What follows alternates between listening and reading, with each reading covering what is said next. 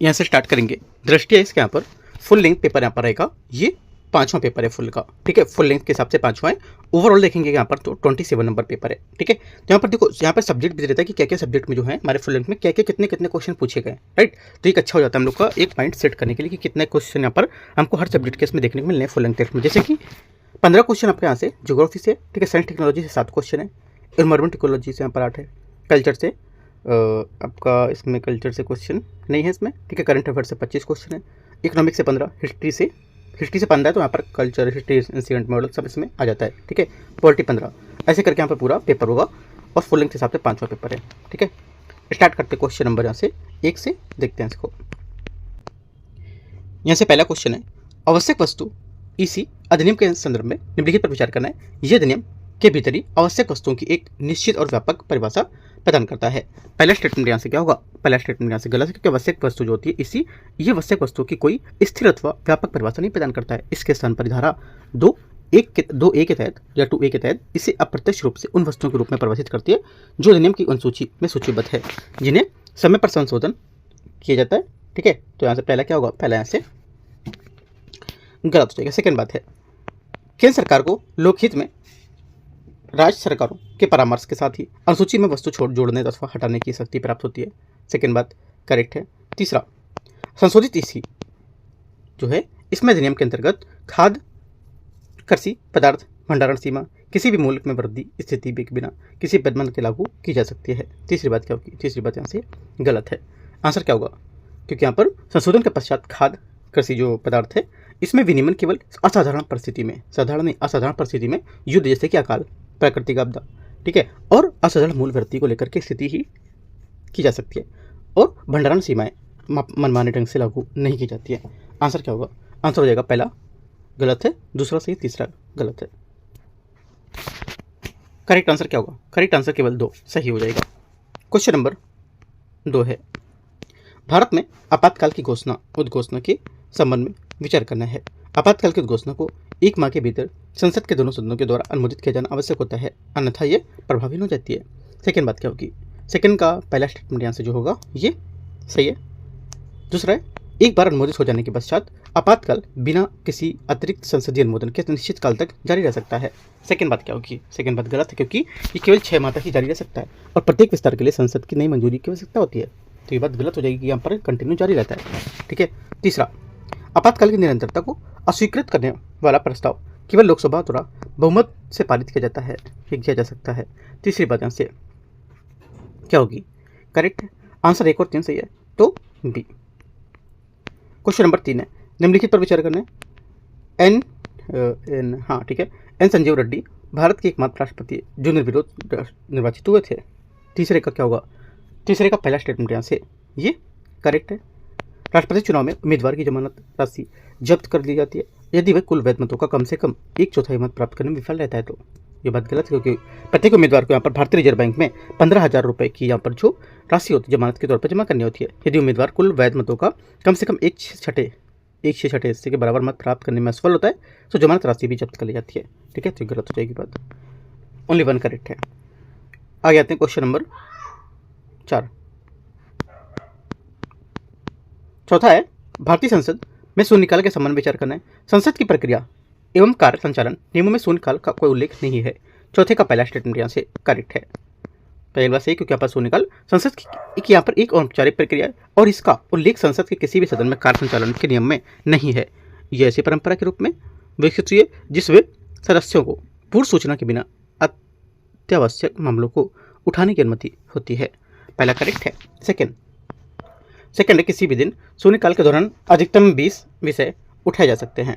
Second क्या होगा, second यहाँ से गलत है, क्योंकि व्यवहार में लगभग 20 विषय पर दिन बैलेट में प्राथमिकता के आधार पर उठाने की अनुमति दी जाती है तथा उनकी क्रमवार प्रस्तुति का निर्धारण अध्यक्ष या सभापति द्वारा किया जाता है। तथापि चूंकि यहाँ पर शून्यकाल का कोई औपचारिक नियम आधारित दर्जा नहीं है, इसलिए यहाँ पर किसी भी दिन उठाए जाने वाले विषय की संख्या को कोई निर्धारित अधिकतम सीमा नहीं होती है। आंसर क्या होगा, पहला सही है, दूसरा गलत है, ये आंसर है। क्वेश्चन नंबर 5 है, भारत में राज्य विधानमंडल के संबंध में विचार करना है। पहली बात है, किसी राज्य की विधानसभा की सदस्य संख्या कुल यहाँ पर जो अपवाद हैं उसके साथ राज्य की जनसंख्या के दर पर 60 से 500 के बीच हो सकती है। पांचवें का पहला स्टेटमेंट क्या होगा? पहला स्टेटमेंट यहाँ से कथन करेक्ट है। सेकेंड बात है, विधानसभा के यहाँ पर जो विधान परिषद के यहाँ पे जो 1/3 सदस्य हैं ऐसे स्नातकों द्वारा निर्वाचित किए जाते हैं जो राज्य के कम से कम 3 वर्षों में निवास कर रहे हों। सेकेंड बात क्या होगी? गलत है। क्यों गलत है? क्योंकि देखो, विधान परिषद की संरचना में विभिन्न श्रेणी सदस्य शामिल रहते हैं और कुल सदस्य में से 1/12 सदस्य ही यहाँ पर राज्य में रहने वाले कम से कम 3 वर्ष के स्नातकों द्वारा चुने आते हैं। ठीक है, तो ये बात गलत हो जाएगी। तीसरी बात है, राज्यपाल साहित्य, विज्ञान, कला, सहकारी आंदोलन तथा सामाजिक सेवा क्षेत्र जैसे कि जो विशेष ज्ञान व्यवहारिक अनुभव रखने के लिए व्यक्ति की कुछ सदस्यों को विधान परिषद के लिए मनोनीत कर सकता है। तीसरा करेक्ट है। आंसर 1 और 3 सही है। पांचवें का आंसर क्या होगा? बी यहाँ से सही आंसर है। आगे आते क्वेश्चन 6 नंबर। भारत के उच्च न्यायालय के न्यायाधीशों के संबंध में विचार करना है। किसी उच्च न्यायालय के न्यायाधीश तब तक पद धारण करता है जब तक वह 62 वर्ष की आयु प्राप्त नहीं कर लेता है और उसकी आयु संबंधित किसी भी प्रश्न का निर्णय राष्ट्रपति द्वारा भारत के मुख्य न्यायाधीश के परामर्श के बाद किया जाएगा। छठे का पहला स्टेटमेंट क्या होगा? पहले यहाँ से करेक्ट है। ठीक है, क्योंकि 62 वर्ष की आयु तक पद धारण करता है और 15वें संविधान संशोधन 1963 द्वारा सेवानिवृत्ति की आयु 60 से बढ़ाकर कितनी कर दी गई थी? 62 कर दी गई थी। ठीक है, और इसके अतिरिक्त यदि किसी उच्च न्यायालय के न्यायाधीश की आयु कोई संबंध प्रश्न उठता है तो इसका निर्णय राष्ट्रपति द्वारा भारत के मुख्य न्यायाधीश के परामर्श के बाद किया जाता है और ऐसा निर्णय अंतिम होगा। पहली बात सही है। सेकेंड, उच्च न्यायालय के सेवानिवृत्त स्थानीय न्यायाधीश के लिए किसी भी न्यायालय में या किसी भी प्राधिकारी के समक्ष वकालत करना प्रतिबंधित होता है। सेकेंड बात क्या होगी? सेकेंड बात गलत है, क्योंकि वह भारत के किसी भी न्यायालय या किसी भी प्राधिकारी के समक्ष वकालत का कार्य नहीं कर सकता है सिवाय उच्चतम न्यायालय के और उच्च न्यायालय के। ठीक है, तो क्या होगा आंसर? पहला सही, दूसरा गलत है, यह आंसर होगा। क्वेश्चन 7 है। 7वां नंबर बोलता है कि भारत में पंचायती राज संस्थाओं की समिति के बारे में विचार करना है। समिति और इसकी सिफारिश कौन कौन सी है? पहला बोला है 7वें का बलवंत राय मेहता समिति ने त्रिस्तरीय पंचायती राज की व्यवस्था की स्थापना की थी। पहली बात क्या होगी? गलत है, द्विस्तरीय बोला है। अशोक मेहता समिति पंचायत चुनाव की राजनीतिक दलों की भागीदारी की थी। सेकेंड बात क्या होगी? सेकेंड बात यहाँ से करेक्ट है। तीसरा, जीवीके राव समिति जिला स्तर पर जिला परिषद के ग्रामीण विकास तथा केंद्रीय नियंत्रण बनाने पर बल दिया था। तीसरी बात क्या है? तीसरी बात करेक्ट है। चौथा, अशोक मेहता समिति ने पूर्व में त्रिस्तरीय व्यवस्था का स्थान पर त्रिस्तरीय व्यवस्था की सिफारिश की थी। चौथी बात करेक्ट है। आंसर क्या होगा? 2, 3, 4 सही है ना? 2, 3, 4 सही है। हाँ, 2, 3, 4 सही है। आंसर क्या होगा? आंसर हो जाएगा आपका ए करेक्ट है। क्वेश्चन नंबर 8 है। राज्य के महाधिवक्ता के संबंध में विचार करना है। महाधिवक्ता के पास उच्च न्यायालय का न्यायाधीश नियुक्त होने की योग्यता होनी चाहिए।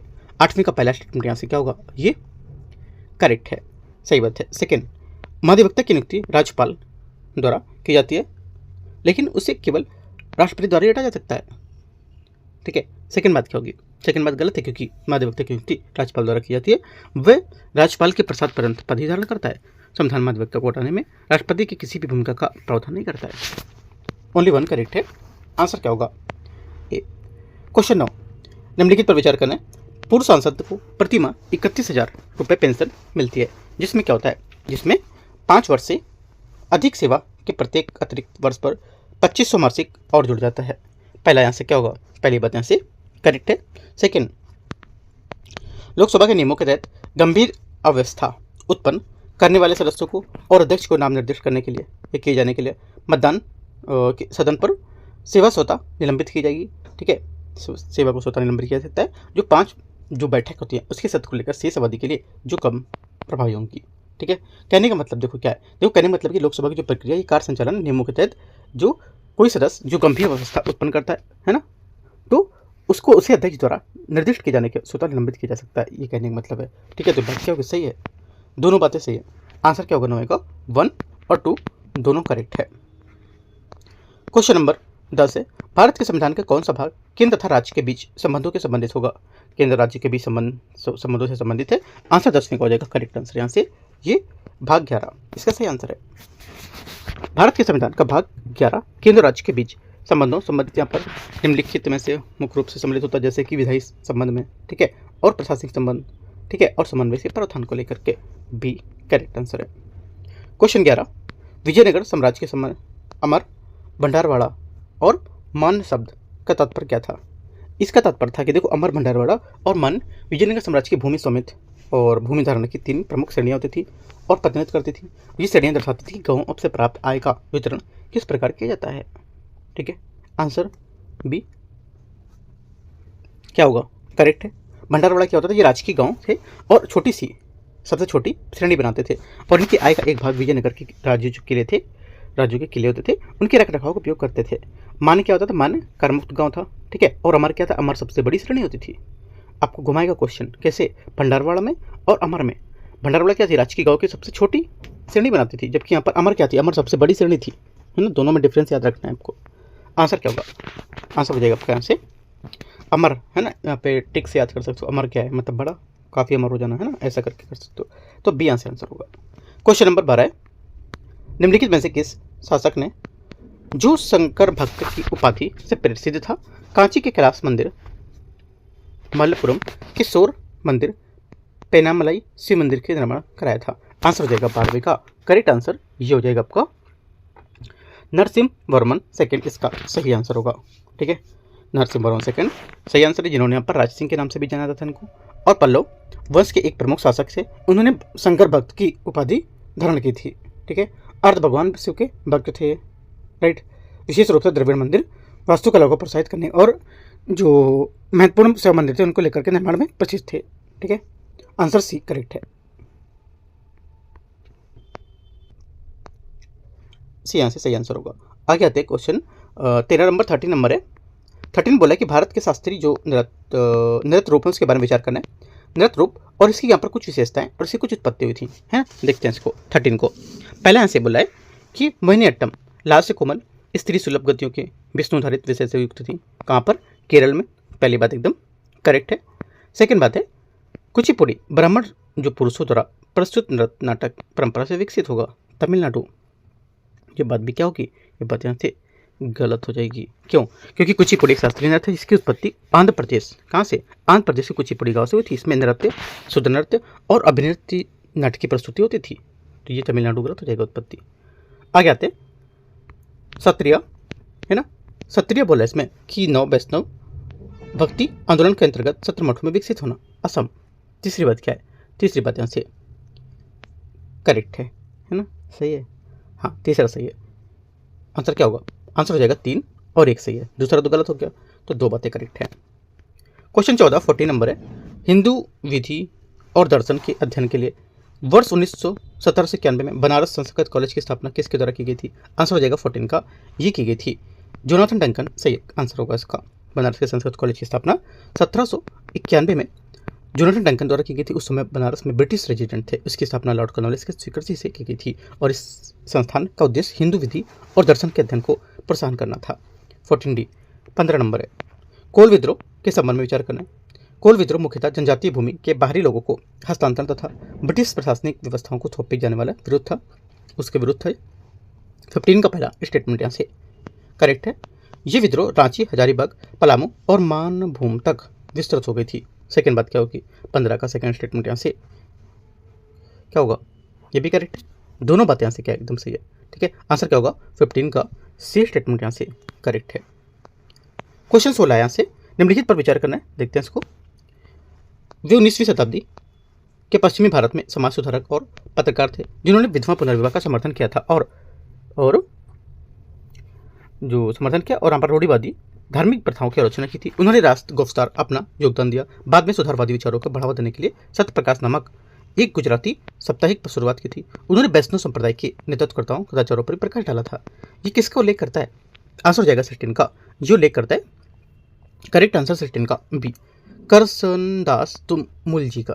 ठीक है, ये क्या था, करसनदास तुमुल जी, ये प्रमुख समाज सुधारक और पत्रकार थे। उन्होंने अपनी पत्रकारिता जीवन की शुरुआत राष्ट्र गो विस्तार नामक सुधारवादी पत्र में योगदान देकर की थी। वर्ष 1855 में उन्होंने गुजराती साप्ताहिक पत्रिका सत्यप्रकाश की भी स्थापना की थी, जो सामाजिक सुधार तर्कसंगत विचारों को प्रोत्साहन करने का एक मंच प्रदान करता था। उन्होंने विधवा विवाह को पुनर्जोर समर्थन किया था और विदेश यात्रा जैसे प्रगतिशील विचारों का भी समर्थन किया, जिसका उन समय रूढ़िवादी का विचार समाज काफ़ी विरोध में था। तो ये सब पॉइंट आपको याद करना है। ठीक है, आगे आते हैं क्वेश्चन नंबर 17। देखो आपको टॉपिक पे डिपेंड रहना है। ठीक है, लास्ट टाइम पे आपको MCQs और मैराथन से दूर रहना है। ठीक है, मैं फिर से बोल रहा हूँ, अगर पेपर क्वालिफाई करना चाहते हो तो वो मैराथन से अच्छा जो आप टॉपिक पढ़ रहे हो, टॉपिक को अच्छे से पढ़ लो, वो ज़्यादा अच्छा रहेगा। ठीक है। शायद अगर यूपीएससी ने क्वेश्चन पूछा तो टॉपिक से क्वेश्चन आपका अच्छे से क्लियर होके क्वेश्चन कर पाओगे आप। अगर आपने MCQ या मैराथन से करोगे ना तो वहाँ से क्वेश्चन आप नहीं बना पाओगे। ये बात आप फर्स्ट अटैम्प्ट दे रहे हो तो समझ लो ये बात। अगर सेकंड अटैम्प्ट दे रहे हो तो आपको ऑलरेडी पता चल गया होगा, है ना। मतलब फर्स्ट से ऊपर अगर फर्स्ट जो पहला दे रहा है तो ये बात समझो। अब जो मैं बोल रहा हूँ आपको 24 मई को समझ आएगा कि मैं सही बोल रहा था। जो लोग अभी सेकंड या थर्ड अटैम्प्ट दे रहे हैं उनको समझ आ चुका होगा कि हाँ मैराथन से कुछ नहीं आने वाला है, ठीक है, जैसा कि हर साल होता है। आगे आते हैं क्वेश्चन नंबर 17 नंबर है, निम्नलिखित में से किसने वर्ष 1881 में church of the new dispensation की स्थापना की थी, नव विधान की। 17 का आंसर हो जाएगा ये की थी केशव चंद्र सेन। डी यहाँ से करेक्ट आंसर होगा। केशव चंद्र सेन ब्राह्मण समाज के एक प्रमुख नेता थे जिन्होंने इसके प्रारंभिक सुधारवादी ढांचे के आगे बढ़कर एक प्रसिद्ध सार्वभौमिक और समन्वयवादी धार्मिक दर्शन को बढ़ावा देने का प्रयास किया था। उन्होंने मूल ब्राह्मण समाज से अलग होकर एक नए समूह नव विधान की स्थापना की थी। उनका केंद्रीय विचार केवल ये नहीं था कि सभी धर्मों में सत्य मौजूद है, बल्कि यह था कि सभी स्थापित धर्म मूल रूप से सत्य है और वे मानवता की एक बाहरी गहरी पर धार्मिक एकता को प्रतिबिंबित करेंगे, ठीक है। आंसर क्या होगा? डी करेक्ट है। क्वेश्चन नंबर 18 गुप्त और हर्ष काल के प्रशासन के बारे में विचार करना है। गुप्त काल में प्रशासनिक पद पूरी तरह से गैर वंशानुगत और केंद्रीय नियंत्रण में थे, जिससे अधिकारियों द्वारा मजबूत और राजकीय अधिकार सुनिश्चित होते थे। 18 का पहला स्टेटमेंट यहाँ से गलत होगा, क्योंकि गुप्त काल में प्रशासनिक पद प्राय वंशानुगत होते थे और कई बार एक ही व्यक्ति को एक से अधिक पदों पर कार्य करना होता था, जैसा कि हरिसेन के उदाहरण से स्पष्ट होता था। पहला गलत है। सेकंड, हर्ष के काल में अधिकारियों और धार्मिक जो व्यक्ति थे उनको दिए जाने वाले भूमि अनुदान में वृद्धि से सामंती जो प्रवृत्ति थी उनका विकास हुआ और सत्ता विकेंद्रीकरण बढ़ा था। सेकंड बात क्या होगी? सेकंड बात यहाँ से करेक्ट है। ओनली 2 करेक्ट है। Answer B. क्वेश्चन 19 निम्नलिखित में से कौन सा वर्ष 1940 में शुरू किए गए व्यक्तिगत सत्याग्रह का उद्देश्य नहीं था? व्यक्तिगत सत्याग्रह का उद्देश्य में से कौन सा नहीं था? करेक्ट आंसर हो जाएगा 19 का। यहाँ से ये हो जाएगा आपका ब्रिटिश सरकार को तुरंत पूर्ण स्वतंत्रता देने के लिए मंजूर करना या मजबूर करने हेतु। सी यहाँ से आंसर होगा। कौन सा? 19 का, राइट। मतलब इसमें गलत पूछा था तो उसके हिसाब से यहाँ पे सी आंसर आएगा, ठीक है। इसका उद्देश्य प्रदर्शित करना चाहता था कि कांग्रेस का संयम उनकी कमजोरी का परिणाम नहीं बल्कि एक ऐसी सोची समझी राजनीतिक साजिश मतलब रणनीति थी, ठीक है। आगे आते क्वेश्चन 18 19 के बाद 20 आता है, 18 नहीं 20 नंबर है। आज़ाद हिंद फौज यानी कि जो अस्थायी सरकार है उसके संबंध में विचार करना है। सुभाष चंद्र बोस द्वारा वर्ष 1943 में सिंगापुर में आज़ाद हिंद की अस्थायी सरकार की स्थापना की गई थी और उसने ब्रिटेन तथा संयुक्त राज्य अमेरिका के विरुद्ध युद्ध की घोषणा की थी। पहला 20 का क्या होगा? यहाँ से करेक्ट है। सेकंड, अयनी की रानी झांसी रेजिमेंट लक्ष्मी स्वामीनाथन के नेतृत्व में गठित पूर्णतः महिला इकाई थी। सेकंड बात यहाँ से करेक्ट है। दोनों बातें यहाँ से क्या है? सही है। तीसरी बात देखते हैं। तीसरा यहाँ से इसने बोला कि अयनी ने कोहिमा और इम्फाल में सफलतापूर्वक कब्जा कर लिया और द्वितीय विश्व युद्ध के अंत तक उन पर अपना नियंत्रण स्थापित रखा था। तीसरी बात यहाँ से गलत होगी, क्योंकि अयनी ने जापानी सेनाओं के साथ मिलकर भारतीय क्षेत्र में प्रवेश किया और कोहिमा के इम्फाल जैसे क्षेत्रों तक पहुंच बनाई थी और मणिपुर मोइरांग ने अपना ध्वज फहराया था, ठीक है। एक बात यहाँ पे इंपॉर्टेंट है, अभी मैंने क्या बताया, अयनी ने जापानी सेनाओं, यहाँ पे बोल देगा अयनी जो थी इसने भारतीय सेनाओं को लेकर के बताएगा, तो यह पॉइंट याद रखना है आपको, ठीक है। अयनी बोलेगा अयनी जो थी जो भारतीय सेनाएं, ठीक है, और बोलेगा कि यहाँ पर जो अंग्रेजी सेनाएं थी, है ना, अंग्रेजी सेनाएं जो थी उनको लेकर के, लेकिन अंग्रेजी नहीं जापानी सेनाएं, ठीक है। तो ये पॉइंट आपको याद रखना है। ओनली 1 2 करेक्ट है। Answer A. 21 नंबर है 21। इसमें बोला है कि भारत के प्लास्टिक अपशिष्ट प्रबंधन 2026 के बारे में विचार करना है। ये टारगेट में मैं टॉपिक दे चुका था, अगर आपने टारगेट डिलीट किया था तो उसमें मैंने टॉपिक दिया था, ये डेली टारगेट पे पीआईबी का टॉपिक है, ठीक है। इसमें बोला कंपनियां अपूर्ण पुनर्चक्रण लक्ष्य को अधिकतम 3 वर्षों के तक विस्तारित कर सकती हैं, बशर्ते कि प्रत्येक वर्ष कम से कम 1/3 की कमी का निर्माण करें। पहला क्या होगा? 21 का पहला स्टेटमेंट यहाँ से ये करेक्ट है। सेकंड, एक व्यापार योग्य प्रमाण पत्र प्रणाली कंपनी को अपनी समस्त प्लास्टिक का प्रत्यक्ष रूप से पुनर्चक्रण के बिना दायित्व को पूर्ति करने की अनुमति देता है। सेकंड क्या होगा? सेकंड बात यहाँ से ये भी करेक्ट है। दोनों बातें करेक्ट है। आंसर क्या होगा? आंसर हो जाएगा आपको यहाँ से सी करेक्ट आंसर है। 22 22 नंबर है। 22 नंबर क्वेश्चन है। भारत में पवन ऊर्जा के संबंध में विचार करें। भारत में स्थापित पवन ऊर्जा क्षमता के संबंध में वैश्विक रूप से चौथे स्थान पर है। 22वें का पहला स्टेटमेंट यहाँ से क्या होगा? करेक्ट है। सेकेंड यहाँ से राष्ट्रीय पवन ऊर्जा संस्थान विद्युत मंत्रालय के अधीन काम करता है। सेकेंड बात भी गलत हो जाएगी। कहाँ? क्योंकि यहाँ पर ये राष्ट्रीय पवन ऊर्जा संस्थान नवीन और नवीकरणीय ऊर्जा मंत्रालय के अंतर्गत काम करता है, ना कि विद्युत मंत्रालय के तहत। ओनली वन करेक्ट है। क्वेश्चन 23 है, भारत में क्वांटम संचार विकास के संबंध में विचार करना है। भारत ने राष्ट्रीय क्वांटम मिशन के अंतर्गत स्वदेशी प्रौद्योगिकी का उपयोग करते हुए 1000 किलोमीटर लंबा क्वांटम संचार नेटवर्क विकसित किया है। 23 का पहला करेक्ट है। यह नेटवर्क सुरक्षित संचार सुनिश्चित करने हेतु क्वांटम के डिस्ट्रीब्यूशन प्रौद्योगिकी का उपयोग करता है। सेकेंड बात ये भी करेक्ट है। दोनों बातें सही है। आंसर सी करेक्ट हो जाएगा। ठीक है, आगे आते हैं।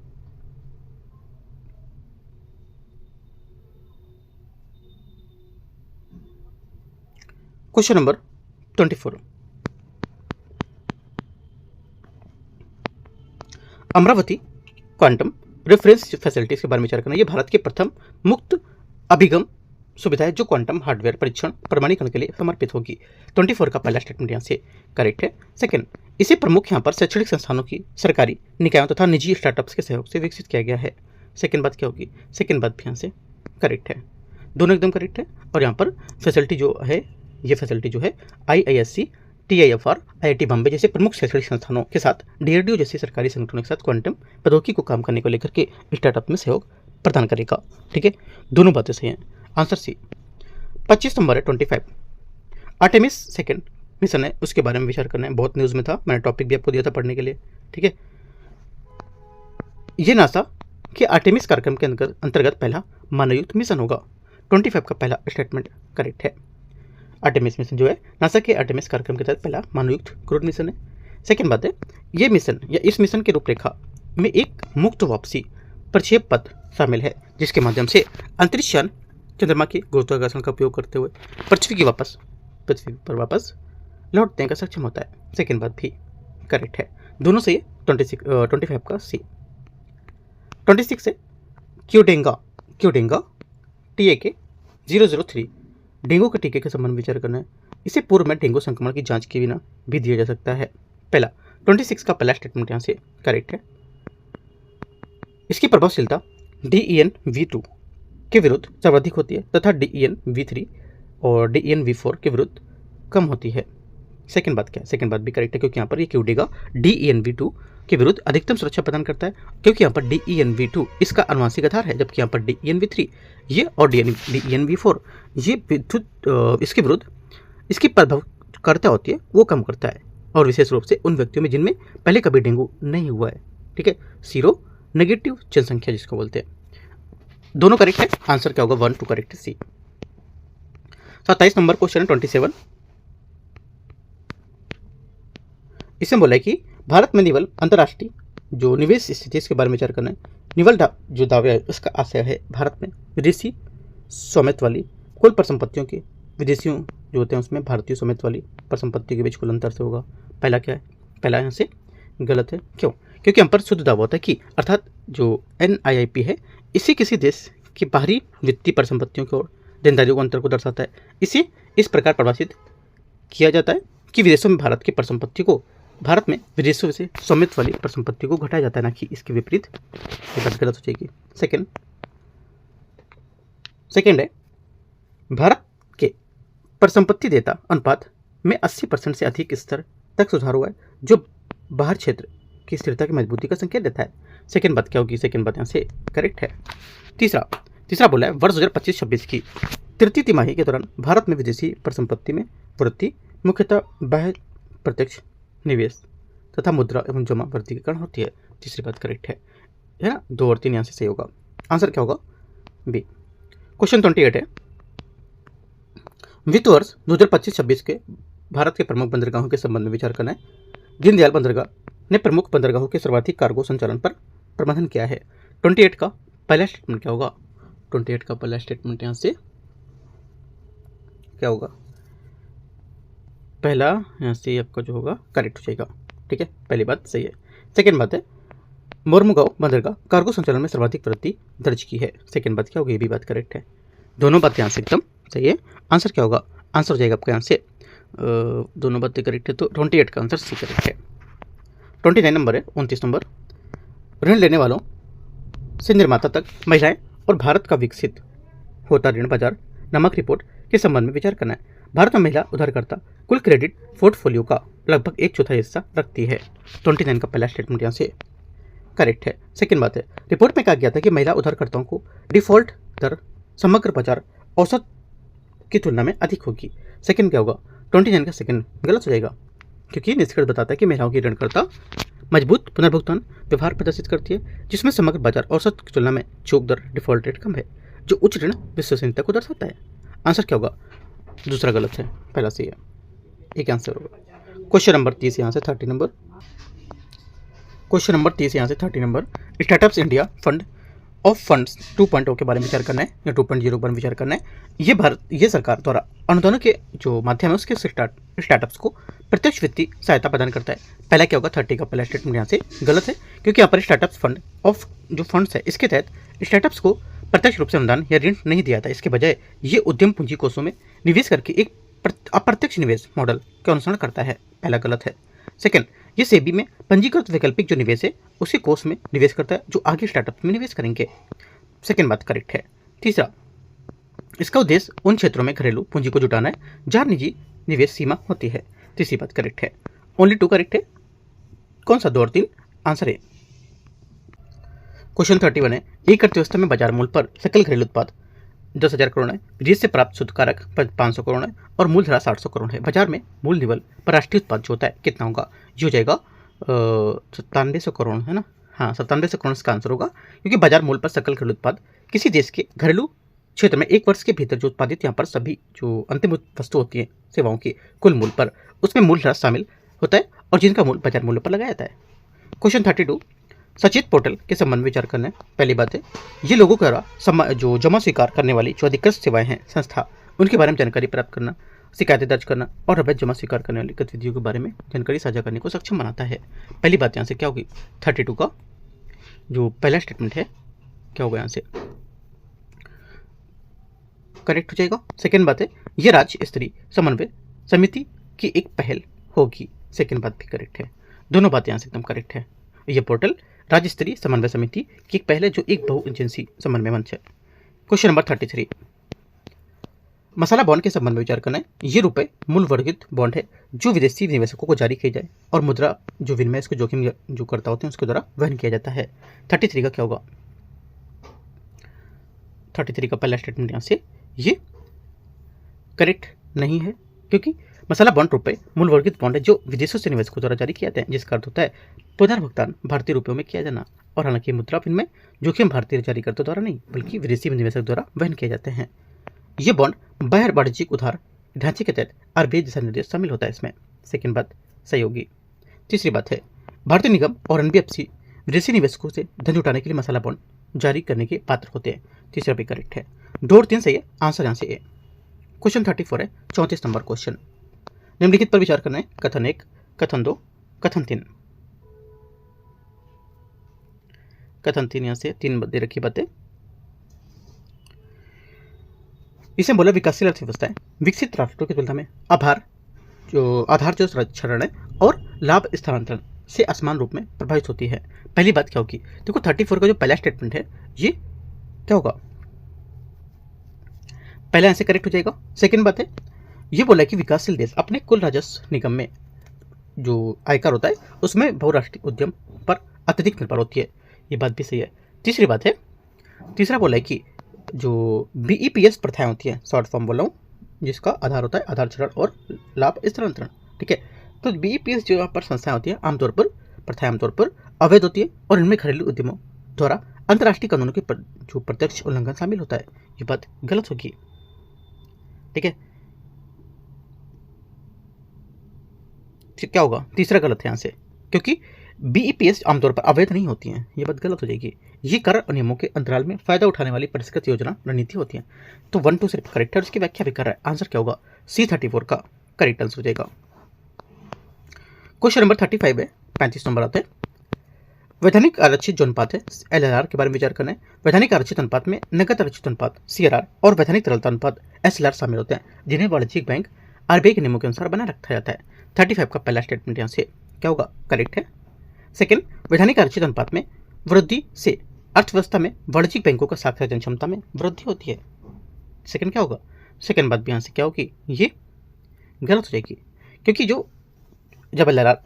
क्या होता है LLR को घटाया जाता है तो बैंकों के पास उधार देने के लिए अधिक धन उपलब्ध होता है और साख साजन की वृद्धि होती है, तो ये बात गलत हो जाएगी। ठीक है, ओनली वन करेक्ट है 35 का।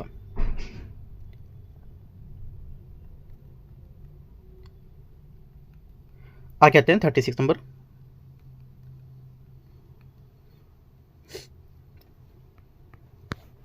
तटीय कार्गो प्रोत्साहन जो योजना उसके बारे में विचार करना है। सरकार कार्गो मालिकों द्वारा अंतर्देशीय जलमार्ग जो है उसका उपयोग को बढ़ावा देने के लिए अनुसूचित कार्गो सेवाओं को प्रोत्साहित करने के लिए 35% का प्रोत्साहन प्रदान करता है। पहली बात क्या होगी, पहली बात स्टेटमेंट यहाँ से ये जो है पहला स्टेटमेंट 36 का क्या होगा, यहाँ से करेक्ट हो जाएगा। सेकेंड, सरकार का लक्ष्य 2047 तक कार्गो परिवहन में अंतर्देशीय जलमार्गों की तटीय शिपिंग की हिस्सेदारी को लगभग 6% बढ़ाकर 12% करना है। सेकेंड बात क्या है, सेकेंड बात यहाँ से करेक्ट है। दोनों बातें कहाँ पर करेक्ट है, कार्गो तटीय प्रोत्साहन जो योजना है उसको लेकर के, ठीक है। और इनकी वर्तमान हिस्सेदारी लगभग 6% है और इसे वर्ष 2047 तक 12% बढ़ाने का लक्ष्य रखा गया, तो बता दिया मैंने आपको, है ना। तो दोनों बातें क्या है इसकी करेक्ट हो जाएंगी। आंसर क्या हो जाएगा, 36 का सी करेक्ट आंसर यहाँ से। आगे आते हैं क्वेश्चन 37 नंबर। निम्नलिखित पर विचार करना है। स्किमफ्लेशन उस स्थिति को संदर्भित करता है जहां कंपनियां किसी उत्पाद या सेवा गुणवत्ता को मात्रा कम कर देती हैं जबकि यहाँ पर कीमत को परिवर्तित रखती हैं। 37 का पहला क्या होगा, सही हो जाएगी यहाँ से बात। सेकेंड बात है एक्सक्लूजफ्लेशन उस स्थिति को संदर्भित करता है जहां कंपनियां मुख्य रूप से अर्थव्यवस्था में वास्तविक लागत प्रेरित मुद्रास्फीति के कारण कीमतों की वृद्धि करती हैं। सेकेंड बात क्या होगी, सेकेंड बात यहाँ से आपकी जो होगी 37 की ये गलत है, ठीक है। क्या कारण गलत है, क्योंकि यहाँ पर एक्सक्लूजफ्लेशन वास्तविक मुद्रास्फीति प्रेरित मूल्य वृद्धि को संदर्भित नहीं करता। इसके बजाय ये गलत होता है जब कंपनियां वास्तविक लागत दबाव के अधिक कीमतें बढ़ाती हैं और मुद्रास्फीति के आधार पर बनाकर इसे उचित ठहराती है, ठीक है। ओनली वन करेक्ट है। आंसर क्या होगा, आंसर हो जाएगा आपका ओनली वन करेक्ट है। Question number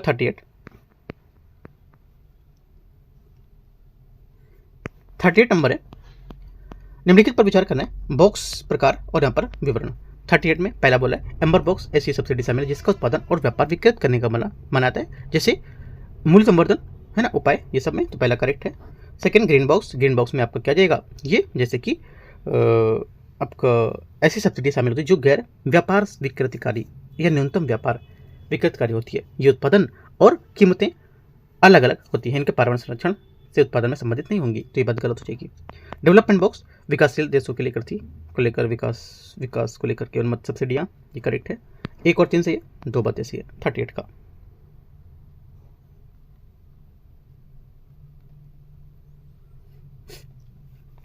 question number 39 safeguard duty किसी देश द्वारा मुख्य रूप से निम्नलिखित में से किस स्थिति पर लगाया जाता है। आंसर हो जाएगा 39 का करेक्ट आंसर, जब आयातों पर अचानक भारी वृद्धि हो और वह घरेलू उद्योग को नुकसान पहुंचा रही हो या उसके लिए खतरा उत्पन्न कर रही हो। बी यहाँ से क्या होगा, सेफगार्ड ड्यूटी आंसर हो जाएगा इसका।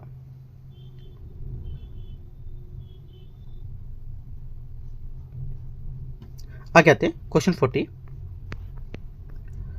प्रतिभूति बाजार प्रथाओं के बारे में विचार करना है। फ्रंट रनिंग का तात्पर्य किसी कंपनी की अप्रत्याशित मूल्य संवेदनशील जानकारी के आधार पर उसके कार्यकारी जो होते हैं उसमें कर्मचारियों द्वारा की गई ट्रेडिंग से होता है। पहला क्या होगा, 40 का पहला स्टेटमेंट यहाँ से ये गलत है, क्योंकि यहाँ पर जो इनसाइडर होते हैं ये ट्रेडिंग का तात्पर्य किसी कंपनी के अप्रत्याशित मूल्य संवेदनशील जानकारी के आधार पर उसके कार्यकारियों या कर्मचारियों द्वारा की गई ट्रेडिंग से होता है, ठीक है, पहला गलत होगा। सेकेंड,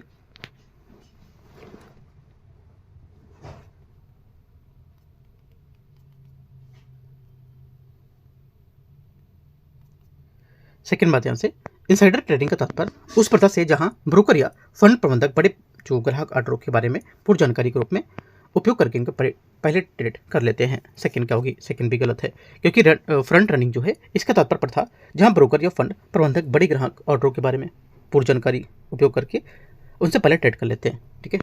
दोनों गलत है। आंसर क्या होगा? आंसर यहाँ से हो जाएगा आपका 40 का डी करेक्ट है। 41 नंबर है, 41 नंबर, निम्नलिखित पर विचार करें नदी और यहाँ पर इसका उद्गम यहाँ पे।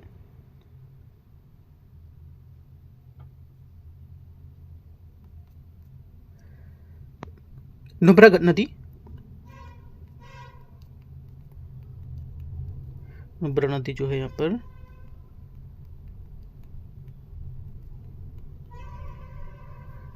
गौरी गंगा और पार्वती नदी, इनमें से बोला है उद्गम कहाँ से इनका। देखो जो उद्गम पूछ रहा है ये हो जाएगा आपका पहला तो करेक्ट है सियाचिन हिमनद से, ठीक है। उसके बाद गौरी गंगा, मिलाम, हिमनद, ये बात क्या होगी? ये भी बात यहाँ से करेक्ट हो जाएगी, ठीक है।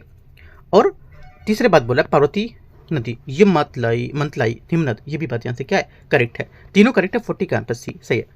41 का सी। 42 ये बोला निम्नलिखित में से कौन से सागर 3 सीज इनिशिएटिव के संबंधित होगा? आंसर हो जाएगा 42 का करेक्ट आंसर ये एड्रियाटिक सागर है ना, और बाल्टिक सागर और ब्लैक सागर इसका आंसर होगा जो 3 सीज इनिशिएटिव से संबंधित है। 1 2 3 आंसर होगा, ए यहाँ से करेक्ट आंसर है।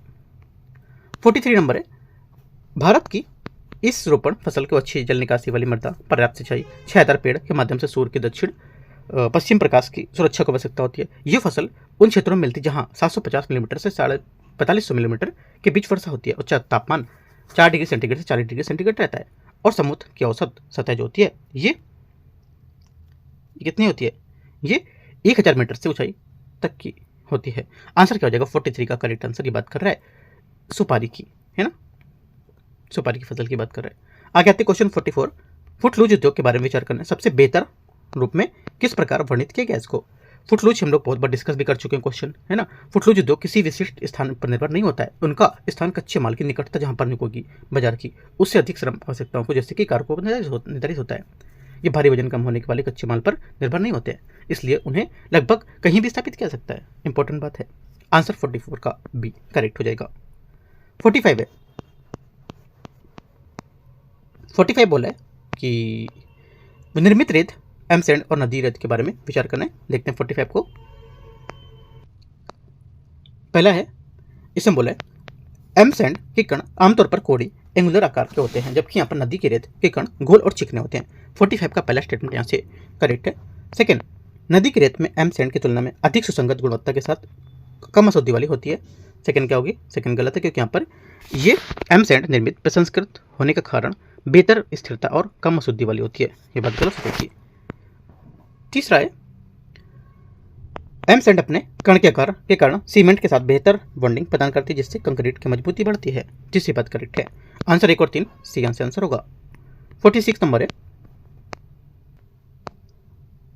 46 है, नदियों में पर्यावरणीय प्रभाव ई फ्लो के बारे में विचार करना है। पर्यावरणीय प्रभाव किसी नदी के पारिस्थितिक जो स्वास्थ्य है उसमें वांछित जो पर्यावरणीय स्थिति है उसको बनाए रखने के लिए जल की आवश्यक न्यूनतम मात्रा को संदर्भित करता है।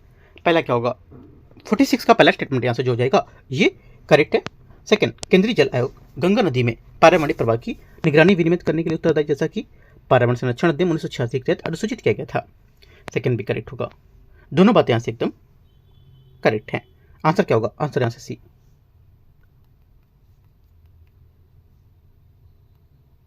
आगे आते हैं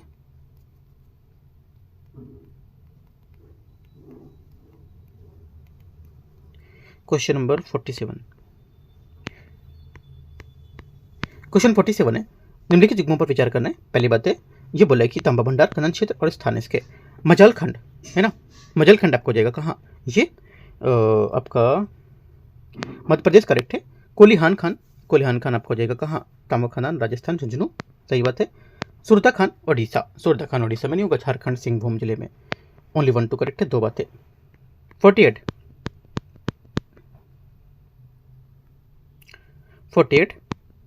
भारत में भू उपयोग जो वर्गीकरण के संबंध में विचार करना है। वर्तमान में प्रति से तात्पर्य उस भूमि से जो 1 वर्ष में अधिक लेकिन 5 वर्ष से कम की अवधि के लिए बना उपजाय रखता है, ठीक है। 48 का पहला स्टेटमेंट यहाँ से गलत है, क्योंकि वर्तमान प्रति भूमि को से संदर्भित करता है जिसमें केवल चालू कृषि वर्ष के दौरान बिना उपजाय छोड़ देते हैं, पहला गलत। सेकेंड, निवल बोए गए क्षेत्र में फसलों को बागानों के साथ बोया जाएगा, कुल क्षेत्र शामिल होता है। यदि किसी क्षेत्र में वर्ष में 1 से अधिक बार बुआई होती है तो उसको केवल 1 बार गिना जाता है। सेकेंड बात यहाँ से करेक्ट होगी। ओनली 2 करेक्ट है। क्वेश्चन 49 है,